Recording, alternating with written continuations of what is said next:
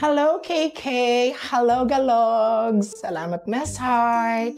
May something? Ba't gumagalaw? Aba, kakaibang hair, parang may biglang manunuklaw. Konsumisyon! Dahil pati si Madir, pinakulayan pang 3 hibla ng hair. Wow! Happy na si Tweety Bird sa bagong highlights niya na bumbunan. Salamat, Miss Heart. Lagpas 1 dekada nang nagsimula si Miss Heart sa pag-home service. Talagang dumadating sa point na ang dami kong nasisirang buhok. Mas maganda pa yung buhok nung hindi ko niririban. Nagkakagalit yung mag-asawa nang dahil sa akin. Bakit ka kasi nagpariban dyan? Pero napatawad naman ako. Yung mga nasira ko ng buhok nun. Ang dami kong mga experience niyan. Feeling ko nga sa lahat ng mga bakla, ako may pinakamaraming nasira na buhok. Muntik na lang ako ipabarangay, kaya lang hindi naman umabot sa ganun. Kasi talaga, pumupunta na ako sa may bahay, ako nang humingi ng pasensya talaga.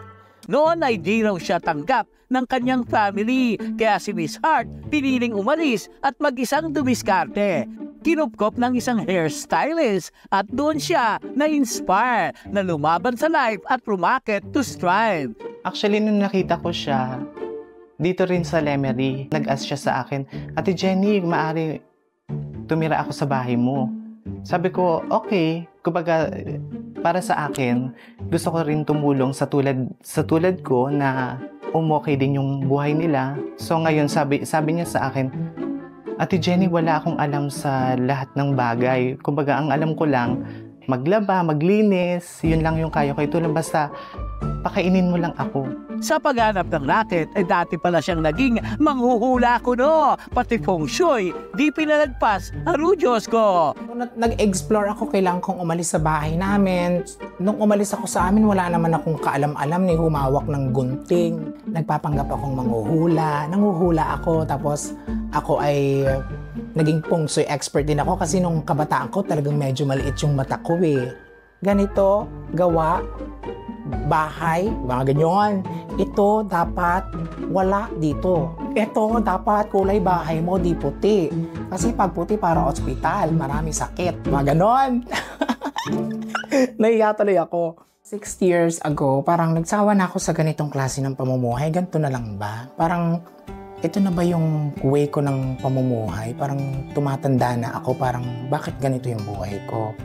So, iniba ko yung way ko. Way of thinking, way of kung paano ako magtrabaho or kung paano ako humarap sa mga tao na pagkakakitaan ko. So ngayon, nung nag-start ako na baguhin yung way ko nga pagdating din sa paghahanap buhay, parang napapansin ko, umaayos yung buhay ko. Hindi pinagmamalaki ni Miss Heart ang kanyang nakaraan. Kaya ngayon, pinili niyang tumulong sa mga kapwa na maituwid ang kanilang daan. Isa si Carlota sa mga tinuruan ni Miss Heart na tanging kasakasama niya noon hanggang ngayon.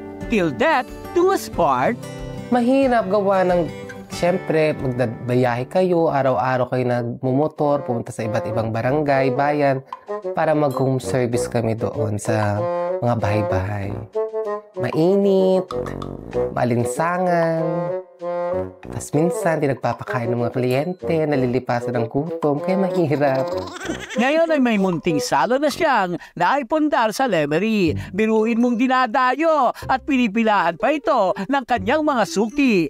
Kaya kahit sa labas ng salon, tuloy ang unatan para sa pinaka-minimity na gorgeous hairdo ng mga ganda-gandahan.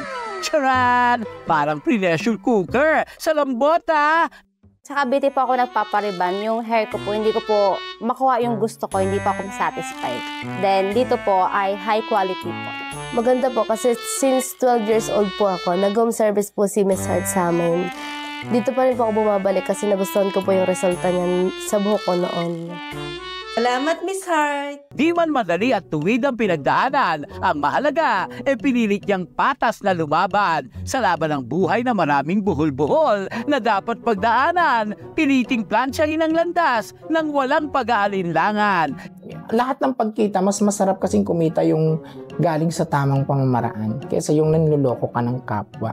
Paraan mo ng pagkita galing sa mabuti pinaghirapan mo, hindi ka nanloloko ng kapwa. Siguro kahit kumain ka ng lupa, mabubusog ka. Okay, bibili ako ng lupa, kakainin ko ito, mabubusog ako. bibili ako ng ampalaya, magiging matamis na yun sa panlasa mo kasi galing sa mabuting pinaghirapan mo yung pinambili doon. Kaya Miss Heart, pariband nga!